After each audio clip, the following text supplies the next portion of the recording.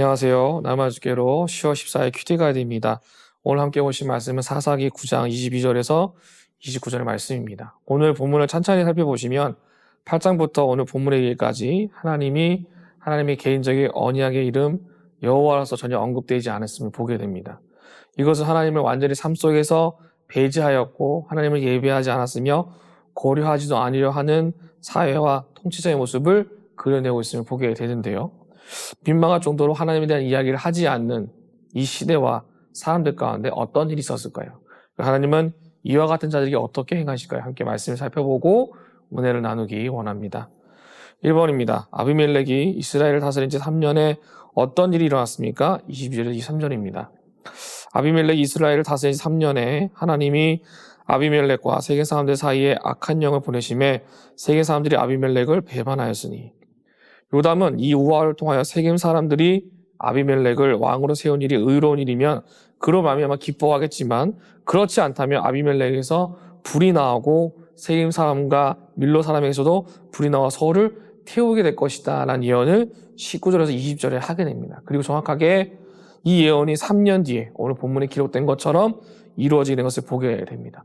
서로를 배반하고 서로가 서로에게 비방하여 결국 공동체가 해체되는 것, 하나님께서 이 일을 주관하셨다라는 것을 본문 우리에게 보여주고 있습니다. 2번입니다. 하나님은 왜 세겜 사람들이 아비멜렉을 배반하도록 하셨습니까? 24절입니다. 이는 여룻바알의 아들 70명에게 저지른 포악한 일을 합대 그들을 죽여 피 흘린 죄를 그들의 형제 아비멜렉과 아비멜렉의 손을 도와 그의 형제들에게 죽이게 한 세겜 사람들에게로 돌아가게 하심이라. 하나님이 아비멜렉과 세겜 사람들 사이에 악한 영을 보내심에 이는 여룻바알의 아들 70명에게 저지른 포악한 일을 갚으는 것이었다라는 것이죠. 하나님은 그렇게 침묵하셨을지는 몰라도 부재하지 않으신다는 사실을 우리는 기억하셔야 합니다. 자연스러운 사건의 진행 같아 보이는 것 같아도 그 안에는 여전히 하나님의 심판이 임하고 있다라는 것이죠. 하늘에서 벼락이 떨어지지 않았지만 분명 하나님의 정의가 조용히 지금도 이루어지고 있다라는 것을 본문 우리에게 보여주고 있습니다. 3번입니다. 세겜 사람들은 어떻게 행동합니까? 25절입니다. 세겜 사람들이 산들의 꼭대기에 사람을 매복시켜 아비멜렉 엿보게 하고 그 길로 지나는 모든 자를 다 강탈하게 하니 어떤 사람이 그것을 아비멜렉에게 알리니라. 악한 영은 세겜 사람들과 아비멜렉 사이에 서로에게 갈등을 하게 되고 전혀 상식적이지 않은 방법과 계획을 만들게 된 것을 보게 됩니다.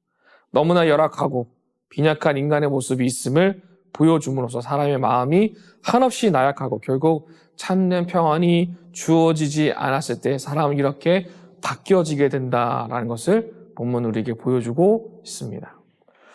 4번입니다. 세겜 사람의 통치자는 세겜 사람이어야 한다는 에벳의 아들 가알의 말을 들은 세겜 사람들의 생각은 어떠했을지 묵상해 봅시다.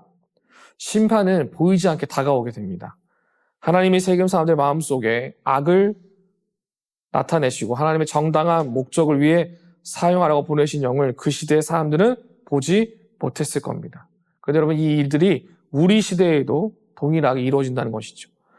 하나님이 어디서 언제 어떻게 사람들을 심판하고 계신지 우리는 알 수가 없으나 하나님의 뜻 가운데 우리가 살아가고 있음을 우리가 인지하고 있다면 반드시 우리는 우리 삶 가운데 나타나지 않을 것 같다라는 생각을 하는 것이 아니라 하나님의 뜻이 여전히 움직이고 있다는 것, 우리를 심판하시고 우리 가운데 하나님의 뜻을 성취하시고 있다는 사실을 기억하며 이 땅을 살아갈 수 있도록 우리는 준비해야 한다는 것입니다.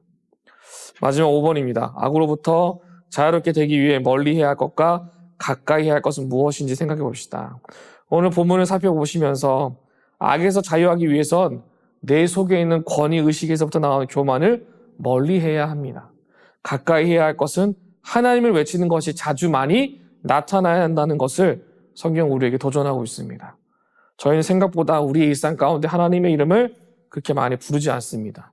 그러나 오늘 이 아침에 하나님의 이름을 외치며 나아갈 때 우리 안에 악한 교만이 사라지고 하나님의 놀라운 은혜가 우리의 삶을 새롭게 할 줄로 믿습니다. 이 아침에도 변함없이 우리 가운데 신실하게 일하실 주님을 바라보며 나아가는 저와 여러분 모두가 되시기를 주님의 이름으로 축복합니다.